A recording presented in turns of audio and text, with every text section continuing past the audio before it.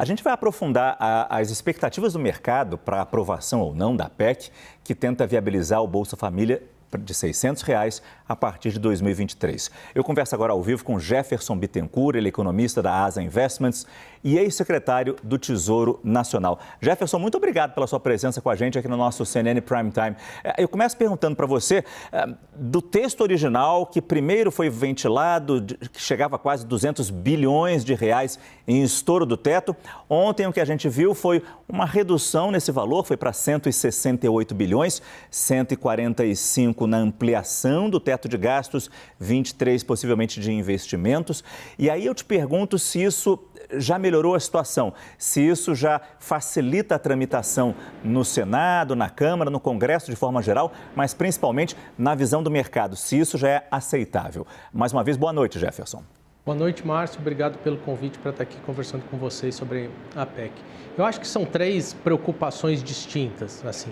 Eu acho que, em relação à tramitação, eu não estou vendo uma preocupação tão grande assim dos parlamentares com o impacto fiscal dessa medida. Eu até costumo dizer que o ajuste que foi feito ontem na PEC, essa redução dos 30 bilhões de reais no espaço dentro do teto, ela se parece muito com aquelas promoções fictícias do Black Friday. Eles venderam tudo pela metade do dobro, aumentaram em 30 bi fora do teto e cortaram o pedaço que ficava dentro do teto. Na prática, assim, pelas minhas contas, continua passando de 200 bilhões de reais essa PEC, porque são 145 bilhões de reais que foi o teto, foi elevado, foi tirado 23 bilhões de investimentos, mas foram tirados mais até 25 bilhões do saldo das contas do FAT, que podem ser usados para investimento, mais despesas financiadas por organismos multilaterais, mais despesas. Então,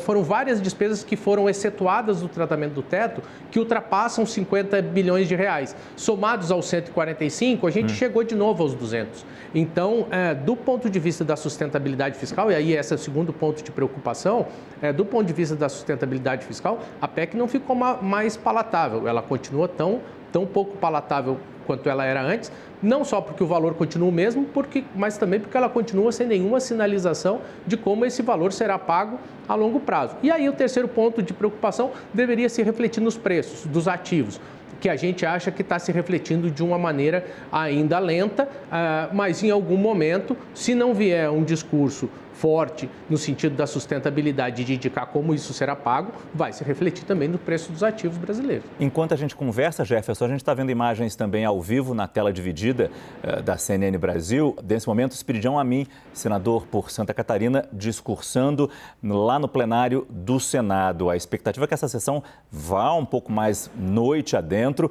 É uma sessão mista, senadores no plenário e também senadores de forma virtual participando dessas discussões nesse momento. Agora, acho que você não destacou nada sobre o tal do prazo, que também o PT no começo dizia que queria um prazo permanente, ou seja, o estouro do teto de gastos permanentemente, o dinheiro para o Bolsa Família, para as ações sociais, permanentemente fora do teto de gastos. Depois pensou-se em 4 anos, ontem foi aprovado 2 anos. Isso também é suficiente?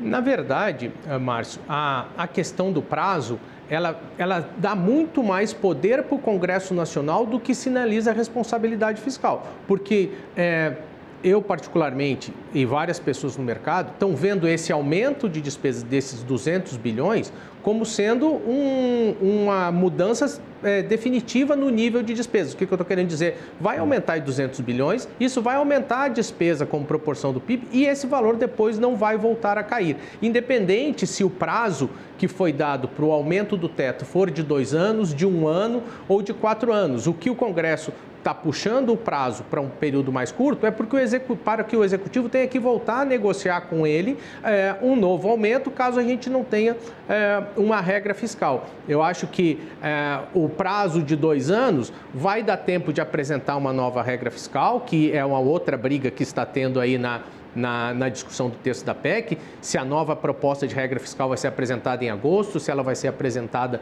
em dezembro, mas o período de graça, digamos assim, essa dispensa de cumprimento da regra, ele tem 2 anos. Então, apresenta a regra em 1 ano, discutiria em 2024, para valer a partir de 2025, e aí ser feito esse ajuste o ajuste de uma maneira permanente. Mas, na prática, é difícil de acreditar que essa nova regra fiscal imporia limites para a despesa, que faria essa despesa começar a cair depois de ter vigido por 2 anos com esse patamar de 200 bilhões a mais e muita despesa obrigatória sendo colocada nesse espaço novo. O que eu estou querendo dizer? Vai ter aumento do real do salário mínimo, vai ter aumento do Bolsa Família, vai ter aumento para servidor. Essas são despesas que tu aumenta e depois não consegue cortar de novo, porque não se corta salário, não se corta benefício. Então, quando for feita a discussão da nova regra, ela vai ter que acomodar esse nível mais alto de despesa. Então, nesse momento, mais importante do que discutir o prazo e até mais importante do que discutir qual é a regra permanente, dado que essa regra só vai viger a partir de 2025, provavelmente, é discutir como a gente vai pagar esses 200 bilhões agora. Se com corte de despesas ou com aumento de receitas e quais aumentos de receitas. Isso, por enquanto, ninguém fala, né, Jefferson? E essa é a parte mais preocupante. Eu entendo mesmo. Enquanto você falava, a gente estava vendo ali Marcelo Castro, relator do orçamento, senador, também participando dessas discussões. A gente vai continuar acompanhando essa sessão. A nossa redação está ligada em tudo que acontece em Brasília. Nossos analistas também, a gente pode voltar a qualquer momento. Por enquanto, muito obrigado, Jefferson Bittencourt, economista da Asa Investments, ex-secretário do Tesouro Nacional. Boa noite.